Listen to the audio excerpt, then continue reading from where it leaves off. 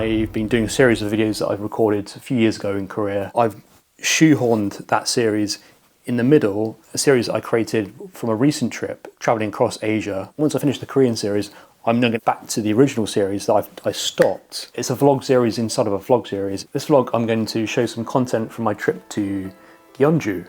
If Seoul is Korea's present and Busan is Korea's chaos, then Gyeongju is Korea quietly judging you for not knowing its history.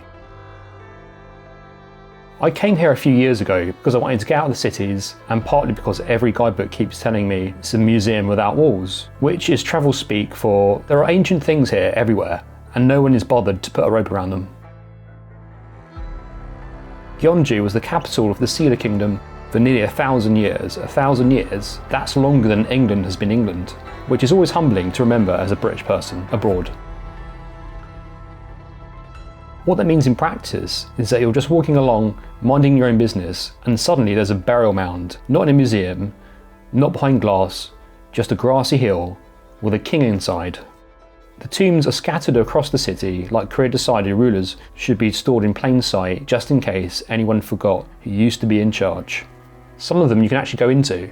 Inside it's cool, dimly lit, and filled with replicas of gold crowns, jewellery and burial goods that remind you that these people just didn't die, they were sent off. And then you step back outside into a perfectly normal park, joggers, couples, kids on bikes, everyone casually exercising around dead royalty. That's kind of Gyeongju in a nutshell.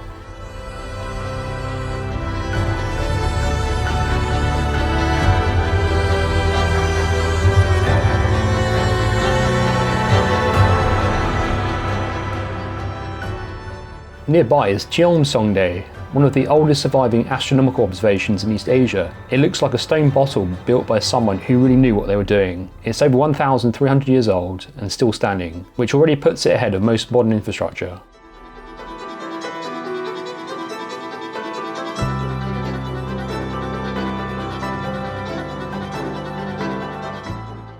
As the light fades, the city changes again. The temples and palaces are lit softly, not dramatically. No laser shows, no booming music, just quiet illumination. Donggung Palace and Wolji Pond at night. It's one of those places that doesn't need commentary. The reflections do all the work. It's calm, measured, very Korean in the way it refuses to shout about itself.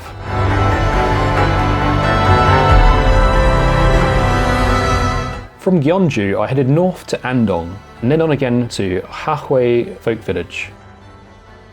Hahoe is different. This isn't ruins or reconstruction, this is continuity. The village has been inhabited for over 600 years, mountains behind, river in front, and incredibly people still live here. Real people, not actors, not reenactors, just residents going about their daily lives while tourists quietly orbit around them. The houses are divided by class, thatched roofs for commoners, tiled roofs for the Yangban aristocracy, architecture as a permanent reminder of where you stood in society. Some of the homes belong to the Ryu clan, whose descendants still maintain ancestral traditions. Gyeongju and Hahoe, because long after you forget where you ate or what train you took, you remember standing in a field of royal tombs, or passing a house where someone's family has lived longer than most countries have existed, and that's what these places do best. They remind you of how brief you are, and how long everything else has been here already.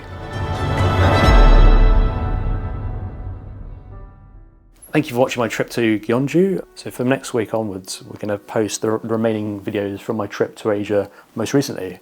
That's going to be my trip to the Philippines. Thank you for watching Point and Passport. See you next week.